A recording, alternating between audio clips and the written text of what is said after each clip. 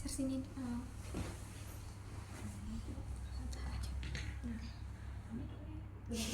Salam dulu. Assalamualaikum warahmatullahi wabarakatuh.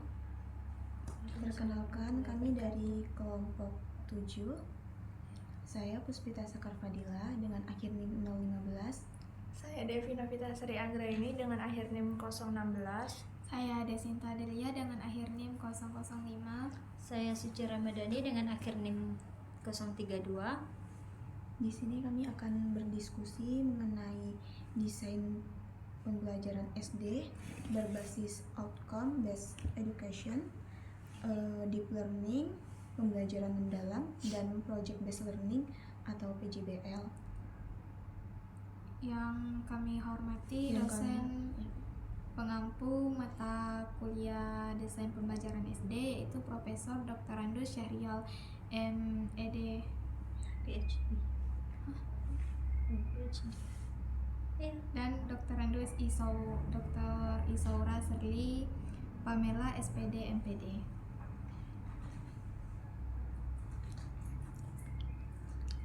Baiklah, di sini kami akan mendiskusikan mengenai bab 1, yakni orientasi desain pembelajaran SD berbasis OB, deep learning, dan PJBL.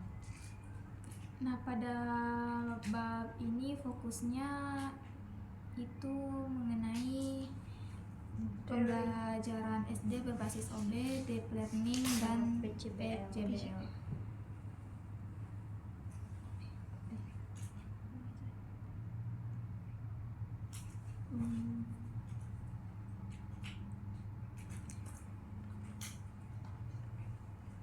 Untuk deep learning itu sistem pembelajaran mendalam. Jadi maksudnya pendekatan pembelajaran yang menekankan pemahaman konsep dan penguasaan kompetensi secara mendalam. Itu cakupannya tuh yang 3 itu kemarin. Ada yang Meaningful learning. Iya, meaningful sama joyful learning. Di sini tuh juga ada definisi yang bisa dipakai saat mendesain. Ada 4. Yang pertama, bermakna. Di sini peserta didik itu mengaitkan materi dengan gagasan inti dan pengalaman atau konteks yang nyata. Jadi bukan cuman kayak kita tuh membayangkan, tapi itu emang sesuai dengan hal-hal yang kita lalui gitu, kayak relevan. Terus elaboratif yakni peserta didik memperluas pemahaman. Jadi peserta didik mampu menjelaskan, bukan sekedar kayak tahu gitu aja, tapi tuh mampu memahami dan menerapkannya dalam kehidupan. Terus ada reflektif, peserta didik menilai strategi belajarnya, kayak mengapa cara ini berhasil atau kenapa cara ini gagal. Jadi peserta didik tuh gak cuman kayak tahu aja tentang jawabannya, tapi tahu cara memperoleh hasilnya itu gimana. Terus ada transfer juga, pemahamannya digunakan pada situasi baru, tidak identik dengan contoh. Misalnya kayak pecahan dipakai untuk membaca resep, diskon harga, atau pembagian tugas kelompok. Nah ya, kalau ada pun contoh lain dari yang disampaikan oleh Dila tadi, yaitu yang pertama misalnya kan bermakna. Nah, bermakna itu contohnya seperti siswa kelas 6 mempelajari materi tentang pecahan melalui kegiatan membagi kue atau pizza mainan secara adil dalam kelompok. Nah, ciri-ciri yang kedua ada elaboratif. Nah, contohnya seperti setelah belajar daur hidup hewan, siswa membuat poster yang menjelaskan tahapan daur hidup dan mempresentasikannya dengan bahasa sendiri. Nah, contoh yang ketiga, ciri-ciri yang ketiga yaitu ada reflektif yang disampaikan oleh Dila tadi. Nah, contoh lainnya seperti siswa menulis jurnal refleksi sederhana tentang hal yang paling dipahami dan yang masih membingungkan setelah pembelajaran. Nah, yang terakhir ada transfer. Contoh lainnya yaitu seperti konsep pengukuran panjang, siswa diminta mengukur benda-benda di rumah dan melaporkan hasilnya dalam bentuk tabel. Selanjutnya ada Project Based Learning atau yang biasa disebut dengan PJBL. PJBL ini digunakan agar mahasiswa ini menyelesaikan proyek semester berupa paket desain pembelajaran SD yang lengkap dan dapat diimplementasikan melalui tahap pertanyaan, semantik atau masalah autentik. Perencanaan desain ini, penjadwalan dan pembagian peran, pengembangan produk dan monitoring, uji coba atau micro teaching, revisi berbasis bukti, presentasi atau ekspo produk. Makna pentingnya untuk bab 1 ini tuh di sini tuh Anda diminta melalui benar memilih masalah yang autentik, menetapkan produk yang jelas, serta menyiapkan rencana bukti atau bukti micro teaching dan revisi. Ini akan menentukan kualitas portofolio sampai akhir semester. Nah, peta masalah yang sering ditemui di SD yaitu siswa kurang memahami konsep karena pembelajaran bersifat hafalan seperti dan minim penggunaan konteks nyata. Seperti dalam pembelajaran matematika itu guru cuman menjelaskan Iya, tentang konsep-konsepnya aja. iya tanpa menggunakan bahan Alat peraga. yang nyata. Terus yang kedua, rencana project based learning atau PJBL. Sebagai solusi diterapkan PJBL ini dengan produk yang realistis dan dapat diuji coba melalui micro teaching. Contohnya itu misalnya seperti pasar mini kelas. Produknya seperti poster harga barang, uang mainan, dan laporan perhitungan transaksi sederhana. Itu yang lebih realistis untuk siswa gitu.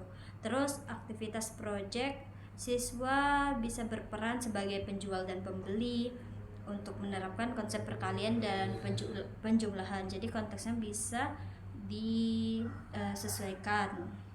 Terus uji coba micro teaching, simulasi project dalam skala kecil di kelas atau kelompok. Yang terakhir portofolio berisi produk project, lembar observasi uji coba, refleksi guru, dan revisi desain pembelajaran berdasarkan hasil implementasi. Di dalam buku bab 1 ini juga terdapat tugas 1 atau portofolio awal. Di sini juga ada template-nya. Template-nya ini bisa diisi sendiri dengan pengalaman-pengalaman kami pada semester sebelumnya saat observasi di sekolah dasar. Nah, untuk saya sendiri itu telah mengisi. Untuk identitas singkatnya sendiri, mapel atau topik yang saya ambil sewaktu observasi yaitu matematika, mengenai konversi pecahan biasa ke pecahan persen. Kelasnya atau fasenya kelas 4, fase B. Konteks kelas atau sekolahnya, kelasnya bersifat heterogen. Peserta didik dapat melakukan operasi penjumlahan pecahan sederhana, tetapi mereka itu belum mampu untuk melakukan konversi pecahan biasa, pecahan campuran, atau pecahan desimal ke pecahan persen. Nah, kadang tuh juga peserta didik nggak terbiasa dengan soal-soal cerita, jadi mereka sering salah menaruh kayak antara penyebut dan pembilang itu sendiri. Nah, untuk masalah autentiknya, peserta didik di kelas 4 dapat melakukan operasi penjumlahan pecahan sederhana, tetapi mereka kesulitan dalam mengkonversi pecahan biasa ke dalam bentuk pecahan persen ataupun sebaliknya. Terus peserta didik juga cenderung pasif dan berpikir bahwa matematika itu sulit. Jadi mereka tuh kayak takut. Belum lagi gurunya memang saat saya observasi itu gurunya guru senior, jadi lumayan galak gitu. Jadi kayak gimana lah, tegang banget gitu nah belajarnya gitu. Kalau salah pasti takutnya nanti kena marah atau gimana, dan kurang menggunakan media-media gitu. Jadi susah untuk anak-anak tuh paham dengan materinya. Untuk bukti-bukti gejalanya, peserta didik salah dalam melakukan konversi. Misalnya kayak 10% sama dengan 10/100. Jadi mereka tuh terbalik antara pembilang dan penyebutnya, kayak salah jadinya letak 100 per jadinya ya. 10. Terus peserta didik tidak berpartisipasi aktif selama pembelajaran matematika. Ada sebagian dari mereka yang ribut, nggak fokus, atau kalau misalnya guru nanya mereka nggak jawab sama sekali gitu. Terus peserta didik tuh bisa ngerjain soal kalau ada bimbingan ataupun kayak dilatih sama gurunya gitu. Tapi kalau misalnya untuk ngerjain soal secara pribadi atau ulangan tuh mereka benar-benar kesulitan. Nah, untuk analisis akar masalahnya, peserta didik miskonsepsi dalam mengkonversi pecahan persen dan rendahnya motivasi belajar dari peserta didik. Yang kedua, strategi pembelajarannya tuh berfokus pada latihan dan metode ceramah. Jadi nggak ada menggunakan media-media konkret. Asesmennya sendiri, penilaiannya tuh cuma berfokus pada hasil akhir dari peserta didik itu sendiri. Jadi nggak ada mengukur kemampuan dan penalaran peserta didik. Jadi kayak ya udahlah hasil ujiannya aja gitu, tanpa kita tahu kayak gimana kemampuannya peserta didik itu sendiri, udah paham apa belum gitu. Terus target perbaikannya, peserta didik dapat memahami hubungan pecahan biasa dan pecahan persen, serta mampu mengkonversinya serta mendorong motivasi belajar peserta didik. Produk atau proyek paket perangkat, yang pertama ada modul ajar 2JP, yang kedua LKPD berbasis konteks, yang ketiga media pembelajaran berupa video animasi, kartu buah interaktif, dan roda bunga pecahan. Yang keempat, asesmen diagnostik, formatif, dan sumatif. Yang kelima, rubrik pemahaman konsep dan penalaran. Untuk yang G-nya sendiri, rencana uji coba, yakni micro teaching. Uji cobanya dilakukan melalui micro teaching pada segmen inti pembelajaran selama kurang lebih 20 menit. Bukti yang dikumpulkan berupa lembar observasi teman sejawat, hasil EKPD simulasi, dan catatan miskonsepsi peserta didik sebagai bahan revisi. Mungkin dari teman-teman yang lain. Kalau lampiran yang saya buat yaitu lampiran yang A1 nih. A1 peta masalah pembelajaran di SD. Itu mata pelajaran yang saya ambil itu tentang matematika. Materinya tentang perkalian. Kelasnya tuh kelas 3 fase B. Konteks kelas yaitu peserta didik berjumlah 28 orang dengan kemampuan yang heterogen. Sebagian besar peserta didik telah menguasai hafalan tabel perkalian, namun masih kesulitan dalam memahami konsep perkalian serta menerapkannya pada soal cerita yang kontekstual. Masalah yang autentik yaitu setelah saya observasi di situ, peserta didik kelas 3 yaitu mampu menghafal tabel perkalian, namun belum memahami konsep perkalian sebagai penjumlahan berulang atau kelompok dengan jumlah yang sama, sehingga sering mengalami kesalahan dalam menyelesaikan soal cerita yang berkaitan dengan kehidupan sehari-hari. Bukti gejalanya yaitu pada soal cerita perkalian sekitar 60% peserta didik langsung menggunakan operasi perkalian tanpa memahami konteks permasalahannya itu sendiri. Nah, yang ketika diminta menjelaskan makna dari suatu operasi perkalian, peserta didik tuh cenderung memberikan jawaban berdasarkan hafalan mereka, bukan tentang pemahaman konsep yang mereka punya. Nah, hasil latihan tabel perkalian relatif tinggi, namun hasil penilaian pada soal cerita perkalian menunjukkan capaian yang cukup rendah. Peserta didik mengalami kesulitan dalam presentasikan konsep perkalian melalui gambar, benda konkret, atau model kelompok. Analisis atau akar masalahnya yaitu peserta didik terbiasa mempelajari perkalian itu melalui hafalan tabel tanpa pemahaman konsep berdasarkan penjumlahan berulang dan kelompok yang sama banyak. Akar masalah yang kedua yaitu konsep inti perkalian sebagai penjumlahan berulang dan presentasi visual atau kelompok benda atau susunan array belum dipahami secara optimal oleh peserta didik. Akar masalah yang ketiga yaitu proses pembelajaran masih berfokus pada latihan hitungan dan hafalan, sehingga kurang memberikan kesempatan kepada peserta didik untuk mengeksplorasi makna perkalian melalui aktivitas konseptual dan manipulatif. Akar masalah yang terakhir yaitu ada di asesemen, yang digunakan lebih menekankan pada hasil perhitungan akhir, belum sepenuhnya mengukur pemahaman konsep serta kemampuan peserta didik dalam menjelaskan alasan pemilihan operasi. Target perbaikannya yaitu dalam 2 jam pembelajaran, peserta didik diharapkan mampu mempresentasikan konsep perkalian sebagai penjumlahan berulang atau kelompok yang sama banyak melalui media konkret atau gambar, serta menyelesaikan minimal 2 soal cerita perkalian disertai penjelasan secara lisan maupun tertulis.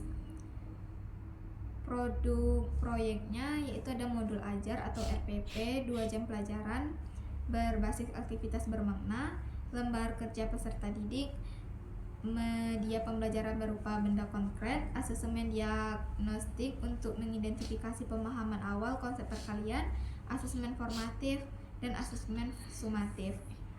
Rencana uji cobanya yaitu dengan micro teaching dan bukti yang dikumpulkan. Segmen yang diuji lebih kurang 20-25 menit. Kegiatan pembelajaran pada tahap inti menekankan eksplorasi konsep perkalian melalui penggunaan benda konkret dan diskusi penyelesaian soal cerita. Mungkin itu dari saya ke Suci. Kalau saya kalau lampiran 1A peta masalah pembelajaran SD plus rencana project observasi yang pernah saya lakukan itu pada kelas 6 fase C, mapelnya IPAS dengan topik kedatangan bangsa-bangsa asing ke Indonesia. Konteks kelas atau sekolahnya pembelajaran IPAS ini masih didominasi metode ceramah dan membaca buku paket. Media pembelajarannya berbasis teknologi yang digunakan bersifat masih satu arah, sehingga keterlibatan peserta didik dalam pembelajaran itu masih rendah.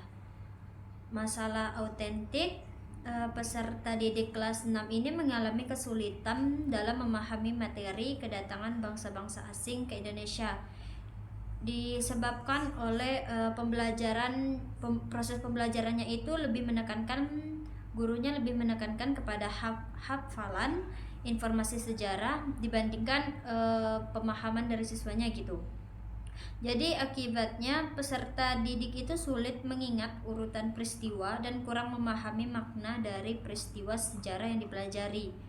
Bukti gejala yang pertama, peserta didik kesulitan mengingat tahun dan urutan kedatangan bangsa Portugis, Spanyol, Belanda, dan Inggris. Yang kedua, peserta didik ini cenderung menghafal isi buku teks tanpa memahami materi secara mendalam, sehingga mudah lupa ketika ditanya kembali. Yang ketiga, peserta didik kurang aktif selama pembelajaran karena gurunya menggunakan metode ceramah selama mengajar, di mana itu hanya berpusat kepada guru saja.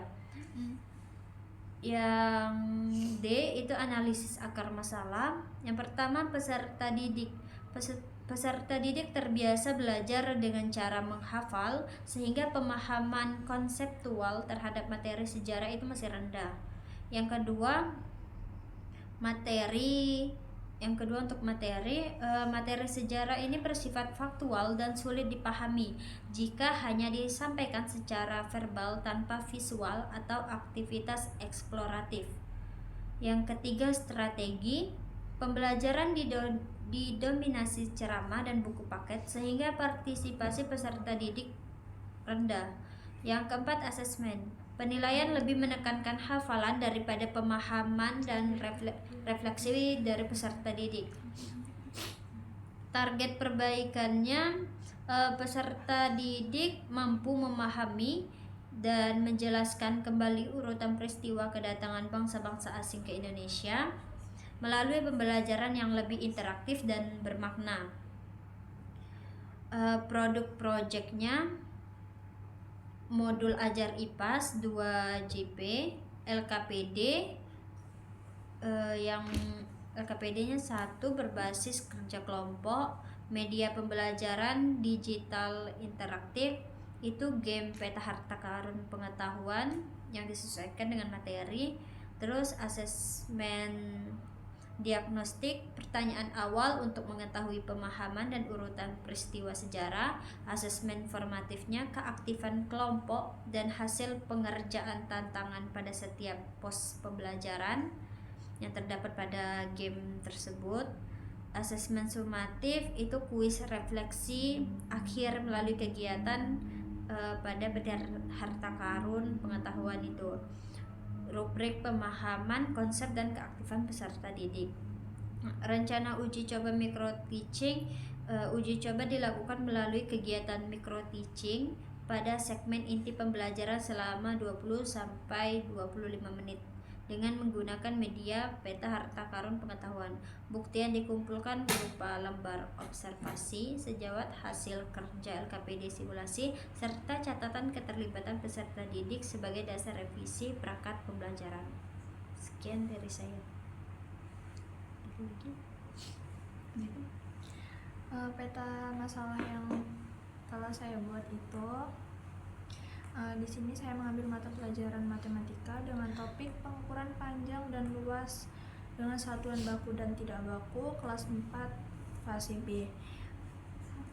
Konteks kelasnya di sini peserta didik ini berjumlah 30 orang dengan kemampuan yang heterogen. Sebagian peserta didik ini mampu menghafal satuan pengukuran, namun mengalami kesulitan dalam memahami perbedaan antara satuan baku dan satuan tidak bakunya, serta penerapannya ini dalam kegiatan pengukuran panjang dan luas secara kontekstual.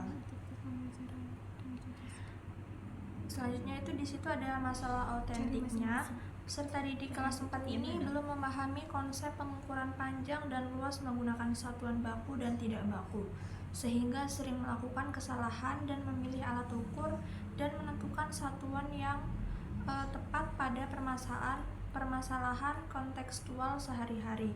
Selanjutnya terdapat juga bukti gejalanya. Yang pertama, peserta didik ini mencampur adukan penggunaan satuan baku dan satuan tidak baku dalam kegiatan pengukuran panjang maupun luas. Kemudian, dalam kegiatan praktik ini, hasil pengukuran antara peserta didik berbeda jauh karena penggunaan satuan tidak baku yang tidak konsisten.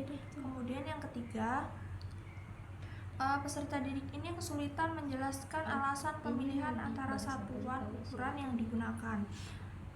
Selanjutnya yang terakhir, nilai peserta didik ini pada soal cerita pengukuran lebih rendah dibandingkan soal hitungan langsung. Kemudian ada analisis akar masalah. Yang pertama, peserta didik ini belum memahami makna satuan baku sebagai satuan yang memiliki ukuran tetap dan dapat dibandingkan serta satuan tidak baku sebagai satuan yang bersifat relatif.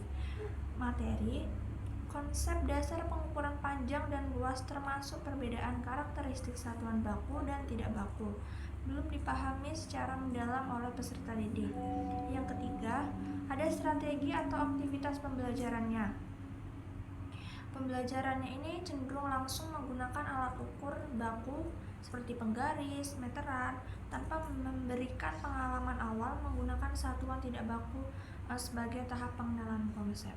Yang keempat yaitu ada asesmen, lebih berfokus pada hasil akhir pengukuran dan konversi satuan, belum mengukur pemahaman konsep dan kemampuan penalaran peserta didik tersebut. Selanjutnya yaitu ada target perbaikan. Dalam 2 jam pelajaran itu peserta didik ini mampu menjelaskan perbedaan antara satuan baku dan tidak baku, melakukan pengukuran panjang dan luas menggunakan kedua jenis satuan tersebut secara tepat, serta menyelesaikan minimal 2 soal kontekstual dengan penjelasan alasan pemilihan satuan. Selanjutnya itu ada produk proyek. Paket perangkat pembelajaran atau pengukuran bermakna yang meliputi yang pertama itu ada modul ajar atau RPP. Di sini berbasis aktivitas eksploratif dan kontekstual. Kemudian yang kedua ada LKPD, praktik pengukuran panjang dan luas menggunakan satuan baku dan tidak baku. Kemudian ada media pembelajaran berupa benda sekitar seperti buku, kertas, langkah kaki, dan alat ukur baku seperti penggaris dan meteran. Yang keempat ini ada asesmen diagnostik, pemahaman awal konsep pengukuran. Yang kelima ada asesmen formatif, yaitu melalui observasi, kegiatan praktik, dan diskusi kelompok. Kemudian yang keenam itu ada asesmen sumatif, berupa soal cerita pengukuran panjang dan luas. Yang ketiga yaitu ada rubrik penilaian penalaran yang mencakup aspek konsep, ketetapan pengukuran, dan penjelasan. Kemudian di sini juga ada rancangan uji coba atau micro teaching dan bukti yang dikumpulkan. Segmen yang diuji kurang lebih 20-25 menit. Kegiatan praktik ini kegiatan praktik pengukuran panjang dan luas ini berada di sekitar kelas menggunakan satuan tidak baku, dilanjutkan dengan diskusi perbandingan hasil pengukuran dan pengenalan satuan baku.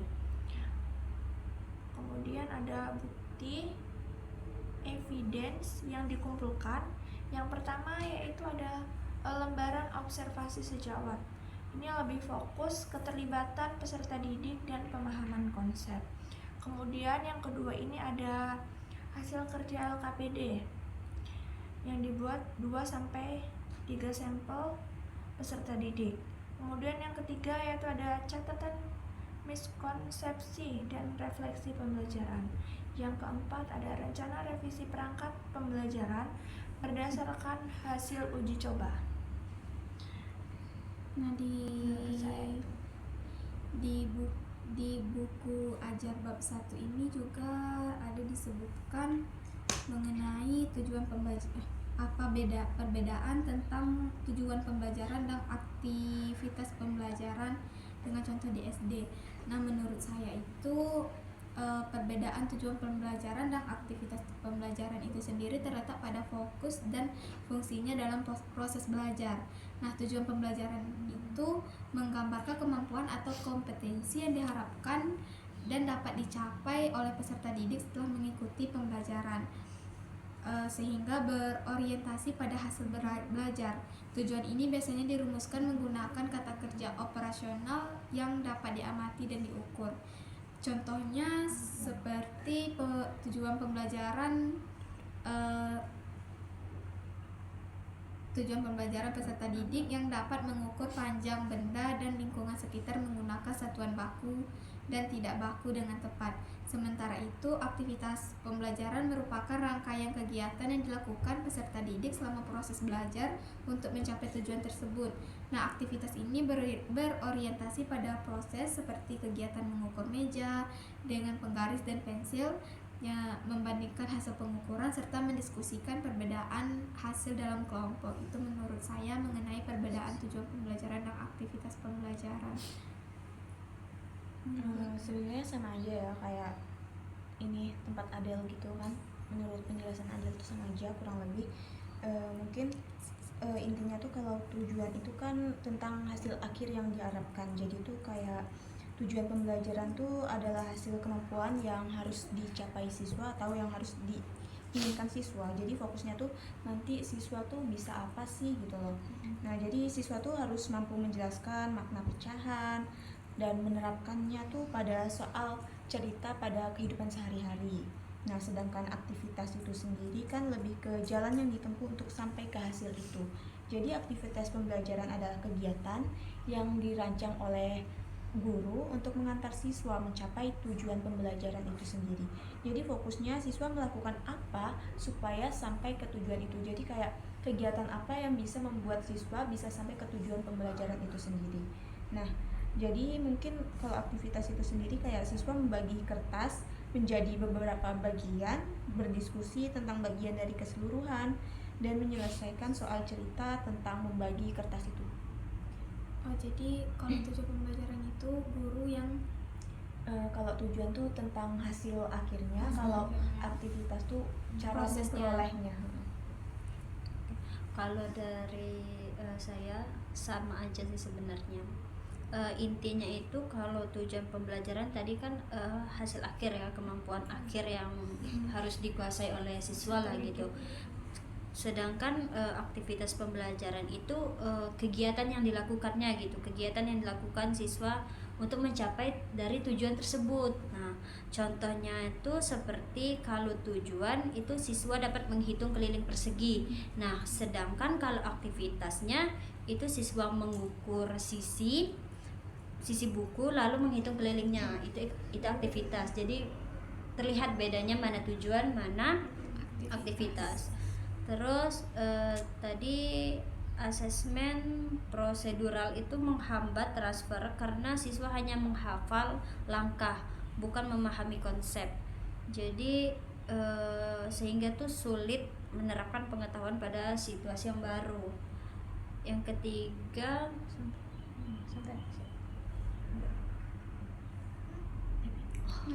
Kalau menurut saya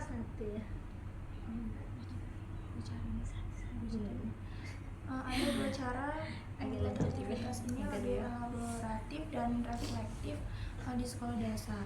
Yang pertama itu ada cara elaboratif. Di sini kayak siswa ini menjelaskan dan mengembangkan pemahaman. Contohnya minta siswa ini menjelaskan mengapa jawabannya begitu. Terus siswa ini menemukan dua cara berbeda untuk menyelesaikan soal. Nah, ini membuat siswa ini tidak hanya menjawab tetapi juga dapat berpikir. Kemudian ada cara reflektif. Di sini tuh siswa menyadari cara belajarnya. Contohnya di akhir pelajaran, siswa ini bisa menulis dua hal yang dipahami dari dia belajar tadi. Kemudian ada juga satu hal yang masih bingung. Ini bisa didiskusi dengan cara mana yang paling membantu untuk siswa tersebut memahami soal tersebut.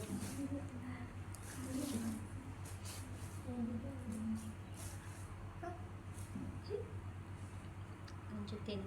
Ya, terus ada juga bedanya proyek PJBL dengan tugas biasa yang sekedar kumpul file. Kalau tugas biasa itu kan hanya mengerjakan tugas lalu dikumpulkan. Kalau proyek PJBL ini kalau di kuliahan ya menghasilkan produk nyata mengenai desain pembelajaran itu sendiri. Kalau tugas biasa juga nggak perlu tuh diuji, nggak perlu revisi, cuma fokusnya tuh pada hasil akhir. Terus nggak selalu berangkat dari masalah nyata atau yang relevan dengan kehidupan sehari-hari. Sedangkan project PJBL ini sendiri di kuliahan tuh kayak diuji lewat micro teaching, terus direvisi berdasarkan bukti-bukti. Terus fokus pada proses desain, uji, revisi, dan selalu berangkat dari masalah nyata di sekolah dasar itu sendiri. Jadi PJBL itu bukan cuma tugas tapi proses menghasilkan Produk. Iya, portofolio pembelajaran yang bisa dipakai di kelas sekolah dasar. Berarti jadi barang lah kayak gitu. Iya, jadi nggak cuman kayak nggak cuman kita ngerjain habis itu kumpul nggak ada revisi ya udah selesai gitu aja gitu. Jadi Kalau kita tugas biasa tuh iya kan cuman kayak kumpul udah gitu aja, Iya, nggak ada udah. revisinya lagi. Jadi kita tuh kayak kurang paham gitu, nah nggak tahu letak salahnya di mana, Iya. nggak bisa revisi. Kalau PJBL tuh ada itunya ya.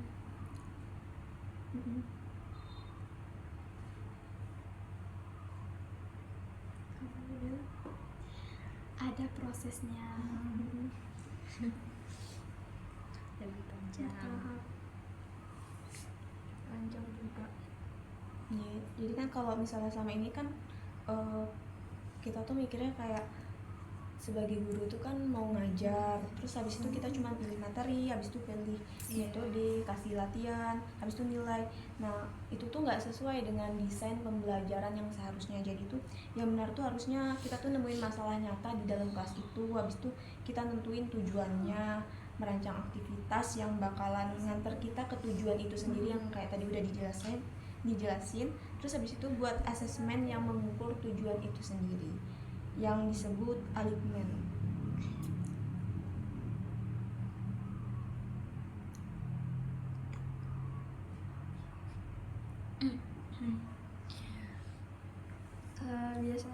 itu kenapa siswa ini bisa ngerjain soal tapi nggak paham.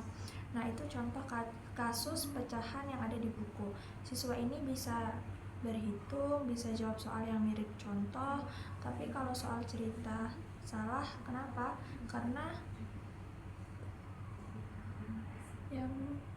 yang guru lakukan itu ada latihan rutin, hitung prosedural, paham konsep.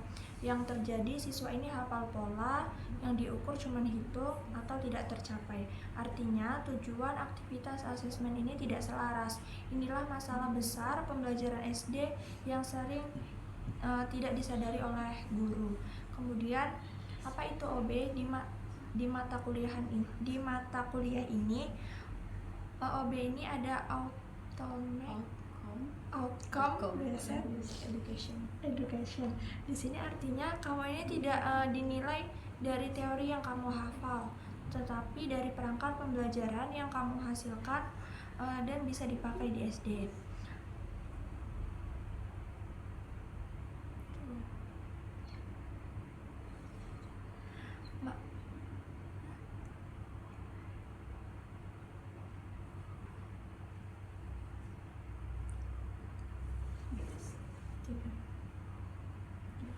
Alignment yang ketiga tuh ada alignment, yaitu seperti Ada tujuan, aktivitas, dan asesmen. Tujuan itu siswa paham konsep pecahan dan bisa dipakai di kehidupan nyata. Misalnya diskusi makna pecahan atau pakai benda nyata soal cerita dan siswa menjelaskan alasannya. Asesmen itu menilai penjelasan siswa, menilai cara berpikir, dan bukan cuma menilai jawaban siswa. Kalau salah satu benda itu gagal.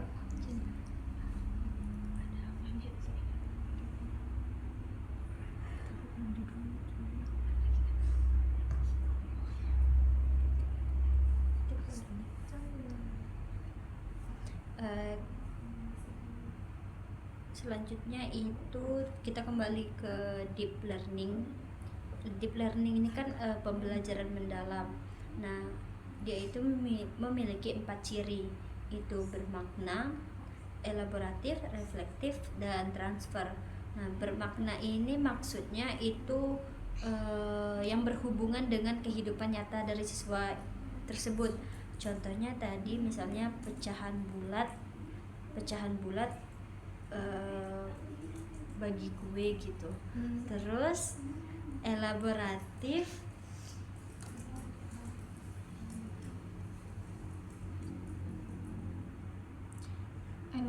itu peserta didik memperluas pemahamannya, seperti menjelaskan, membandingkan, atau siswa menjelaskan. memberikan alasan. Kalau yang dan apa ide. reflektif tadi itu cara berpikir siswa gitu, siswa mikir cara belajarnya atau Dan menilai strategi belajarnya, misalnya mengapa cara ini berhasil atau gagal. transfer. Contohnya di SD itu biasanya itu di akhir pembelajaran saya menuliskan 2 hal yang dipahami, 1 hal yang membingungkan, dan rencana memperbaikinya itu kayak mana.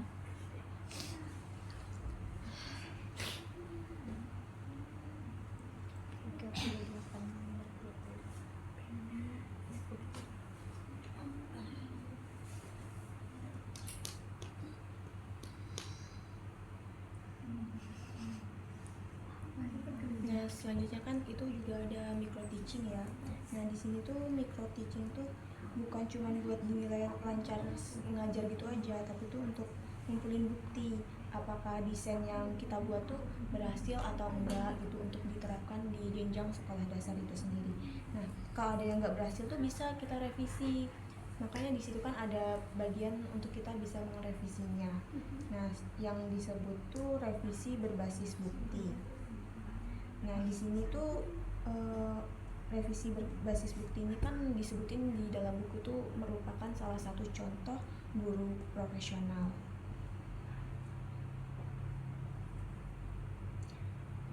Jadi di bab 1 ini tuh menekankan bahwa desain pembelajaran sekolah dasar tuh harus dimulai dari masalah nyata yang ada di kelas. Jadi habis itu kita bisa merancang dengan prinsip keselarasan dan tujuan itu sendiri.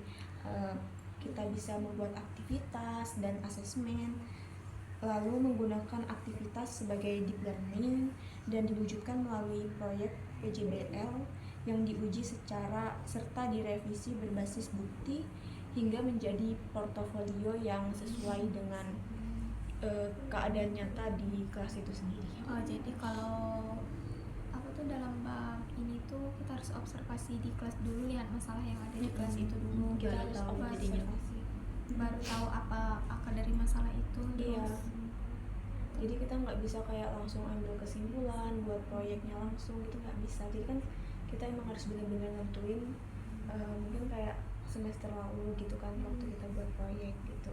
Jadi kita udah tahu masalah yang ada tuh apa.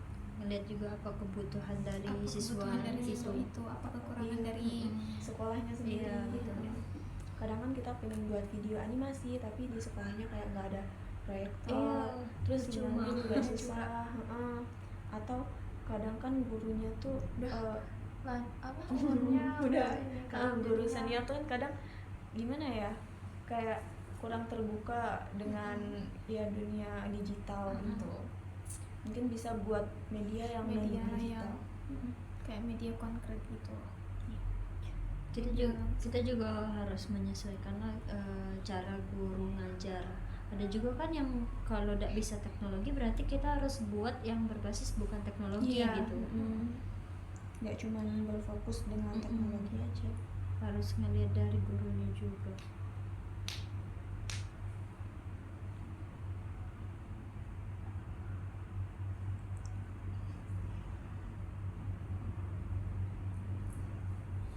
Lagi nyuci.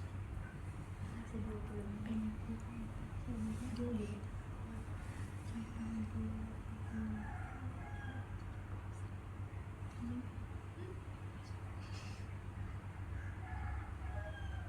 Apa?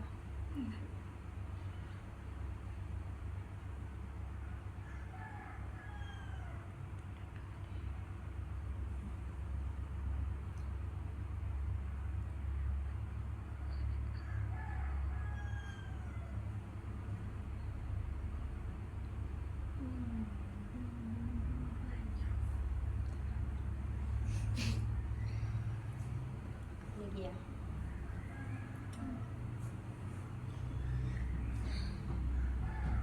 Kalau mau lebih dalam lagi, Kalau menurut saya sih di bab 1 ini sebenarnya tidak sedang membahas teori desain pembelajaran, tapi sedang mengubah cara berpikir kita sebagai calon guru SD.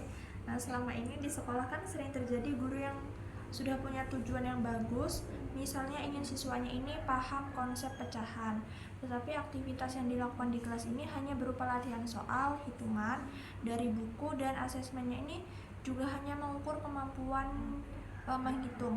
Akibatnya siswa ini terlihat bisa mengerjakan soal, nilainya juga bagus, tetapi ketika diberi soal cerita tentang membagi kue atau belanja, mereka ini masih bingung. Ini menunjukkan bahwa tujuan, aktivitas, dan asesmen tidak selaras.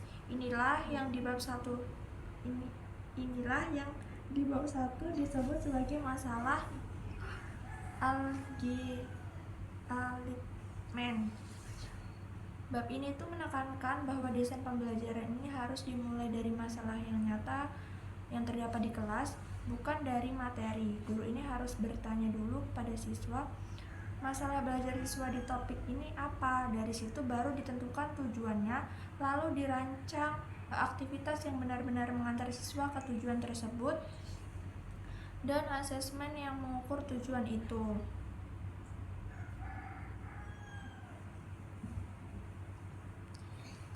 Pada bab 1 ini juga menekankan pentingnya deep learning. Artinya aktivitas belajar tuh harus bermakna. Nah, di sini siswa tuh diminta untuk menjelaskan alasan, merefleksikan pemahaman, dan mampu menerapkan pada situasi baru. Ini yang sering kurang terjadi di kelas karena guru lebih fokus pada latihan rutin. Selain itu, Melalui PJBL di mata kuliah ini kita tidak hanya diminta membuat perangkat pembelajaran lalu dikumpulkan seperti tugas biasa, tetapi kita diminta untuk merancang perangkat berdasarkan masalah yang nyata, mengujinya melalui micro teaching dan mengumpulkan bukti lalu merevisinya. Ini sangat mirip dengan praktik guru di kelas yang harus terus memperbaiki pembelajarannya berdasarkan kondisi siswa yang ada di kelas. Jadi intinya bab 1 ini mengajarkan kita bahwa desain pembelajaran SD itu harus berangkat gimana sih, dari masalah nyata gitu. Terus disusun dengan prinsip keselarasan tujuan, aktivitas, dan asesmen menggunakan aktivitas deep learning dan diuji serta direvisi berbasis bukti seperti praktik profesional di sekolah.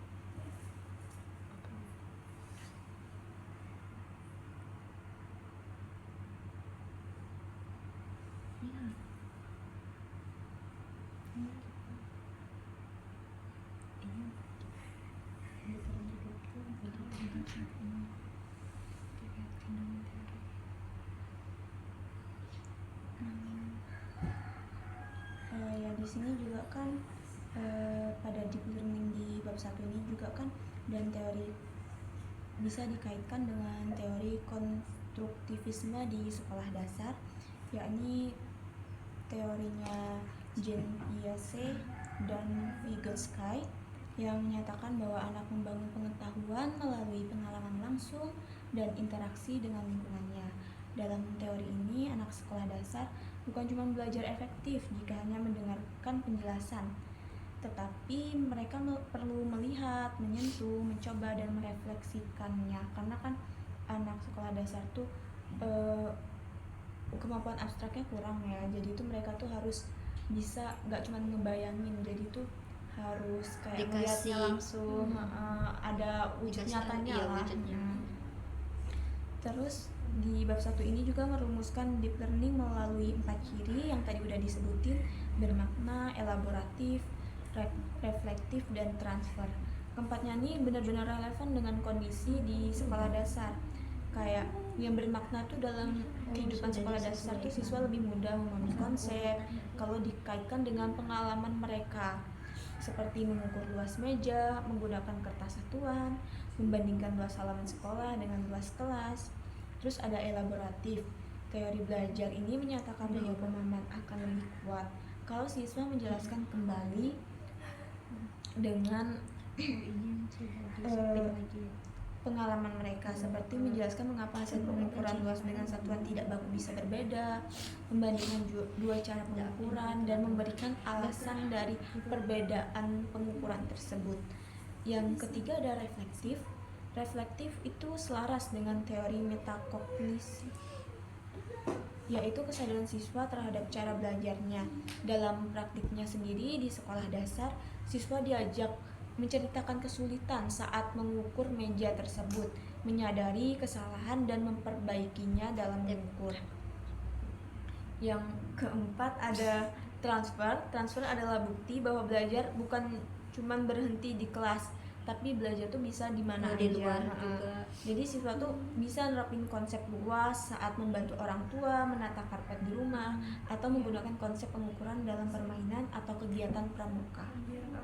Itu juga bisa dijadikan guru kan, peluang maksudnya tuh kayak ngajarnya tuh konteksnya dari luar gitu, biar Dari lingkungan sehari-hari. ya lingkungan dari siswa itu. Jadi sesuai gitu. Jadi siswa itu juga akan lebih paham karena itu kan berakar dari dikaitkan aktivitas sama aktivitas mereka. sesuai dengan teori Piaget.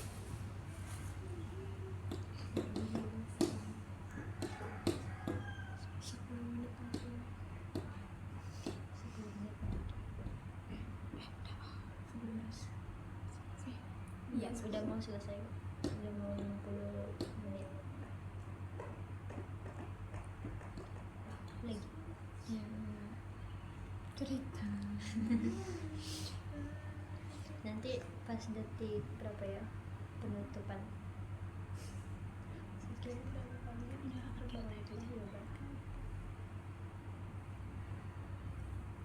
Kesimpulan nyata dari bab 1 untuk mahasiswa ini, setelah memahami bab 1 ini, sebagai mahasiswa kita tidak boleh lagi berpikir seperti orang yang hanya menyiapkan materi ajar, tetapi harus memulai berpikir seperti perancangan pembelajaran profesional.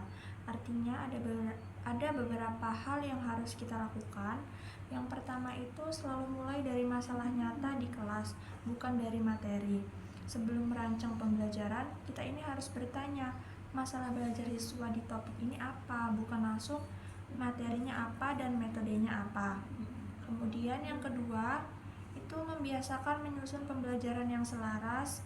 Setiap kali membuat RPP atau modul ajar, kita ini harus memastikan tujuannya yang jelas dan terukur. Aktivitasnya ini benar-benar mengantar ke tujuan.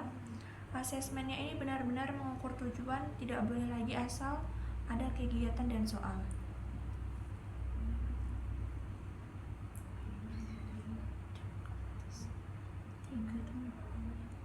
Yang ketiga yaitu merancang aktivitas yang membuat siswa berpikir, bukan hanya mengerjakan. Aktivitas harus mengandung unsur seperti siswa menjelaskan alasan, siswa itu berdiskusi, siswa merefleksikan pemahamannya, dan siswa menerapkannya pada konteks yang nyata. Yang keempat, mengubah cara melihat asesmen. Asesmen bukan hanya memberi nilai, tetapi alat untuk melihat apakah siswa benar-benar paham dan bisa menerapkannya.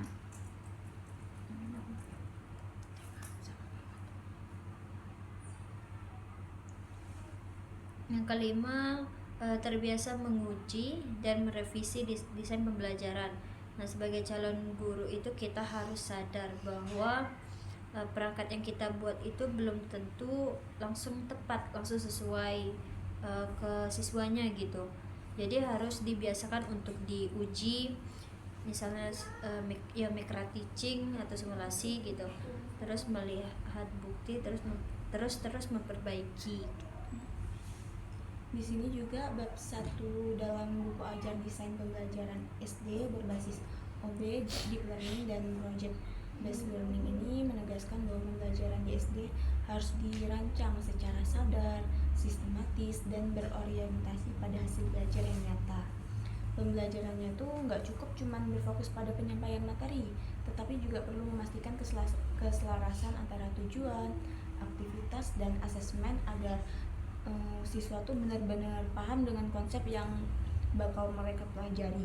Nah, penerapan kerangka OB sendiri membantu guru SD menetapkan tujuan pembelajaran yang jelas dan terukur, sehingga keberhasilan belajar siswa dapat dibuktikan dari perilaku dan hasil kerja nyatanya. Sementara itu, prinsip deep learning mendorong pembelajaran yang bermakna, di mana siswa nggak hanya menghafal rumus, tetapi mampu menjelaskan, merefleksikan, dan menerapkan pengetahuan dalam konteks kehidupan sehari-hari di lingkungan SD dan di lingkungan sekitar rumahnya itu sendiri.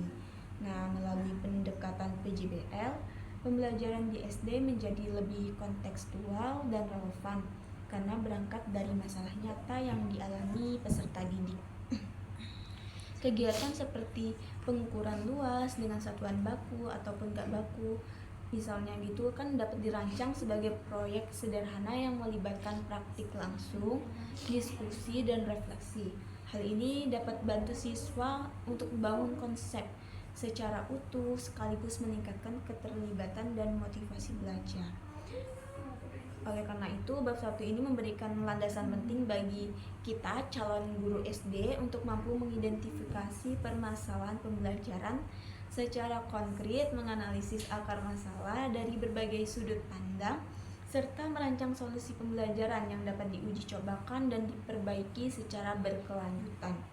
Pendekatan ini juga sejalan dengan kebutuhan nyata di sekolah dasar yang menuntut pembelajaran aktif bermakna dan berdampak langsung pada pemahaman peserta didik.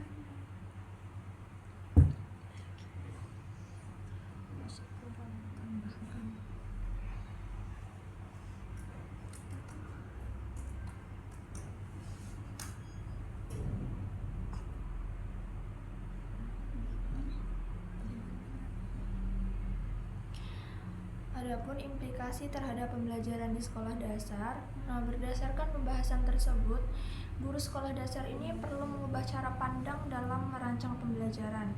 Guru ini tidak hanya berperan sebagai penyampai materi, tetapi sebagai perancang pengalaman belajar yang bermakna.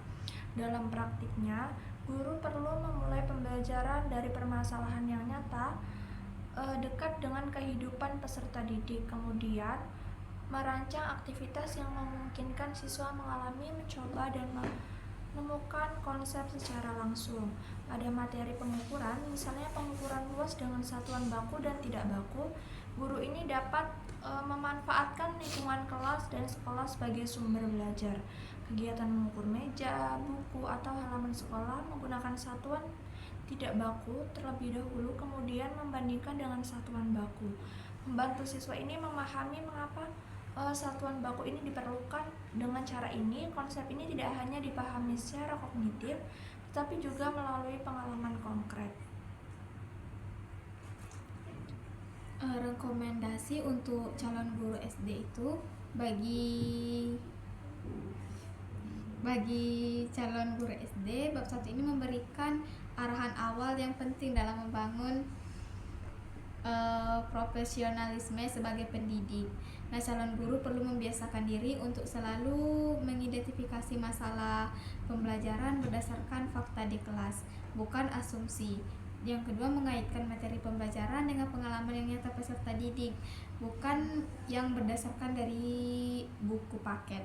Yang ketiga, menyusun tujuan, aktivitas, dan asesmen secara selaras.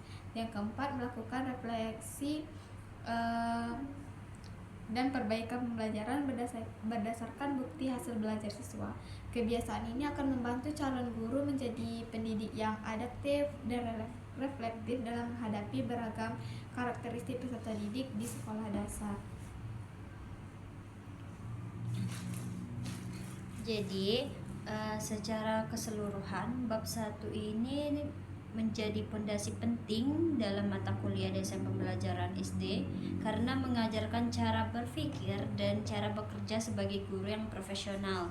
Nah, dengan pendekatan OB, Deep Learning, dan PJBL yang dipaparkan tidak hanya relevan secara teoritis, tetapi juga sangat aplikatif dalam konteks pembelajaran di sekolah dasar.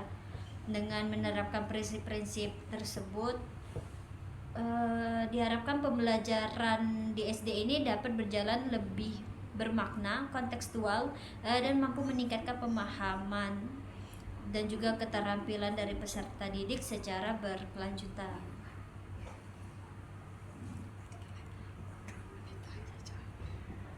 Untuk penutupan bentar lagi diam, Be. Udah kok, tunggu bentar lagi.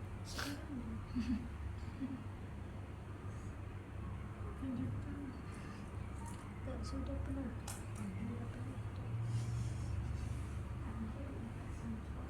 Tak bisa, udah penuh. Terus udah dua seperti penutup. Atau penutup Agar prinsip menurut saya agar prinsip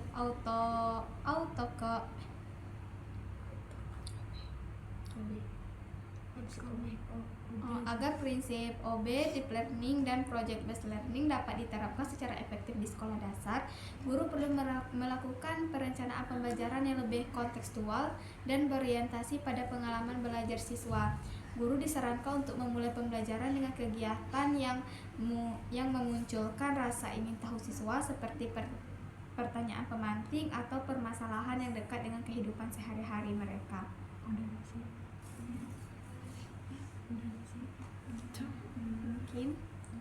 Mungkin hanya ini diskusi dari kelompok 7 dari kami. Kelompok 5. Oh iya deh, Kelompok 5 dari kami mengenai bab 1 tentang OB, deep learning dan Dan PJDL. PJDL. Jika ada salah kata kami mohon maaf, kami akhiri. Wassalamualaikum warahmatullahi wabarakatuh. Aku kena page sekian dari kamu.